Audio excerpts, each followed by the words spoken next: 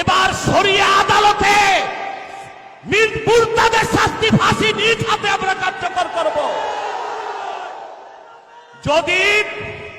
যদি আল্লাহ তার হাবিব সাল্লাল্লাহু আলাইহি সাল্লামের বিরুদ্ধে বেয়াদবি করে যারা নাস্তিকদের মতে, সেটা যদি বাক স্বাধীনতা হয়, তাদের কল্লা কেটে দেবে। এটা আমাদের হাতে স্বাধীনতা।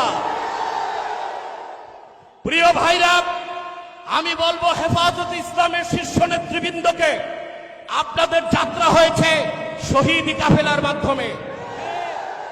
আপনারা চূড়ান্ত প্রস্তুতি দিতে হবে। কুখ্যাত রাখাল রাহা গালেবকে গ্রেফতার করে ফাঁসি কাস্টে ঝুলাতে হবে। তাসলিমার কোন বই বাংলাদেশে চলবে না।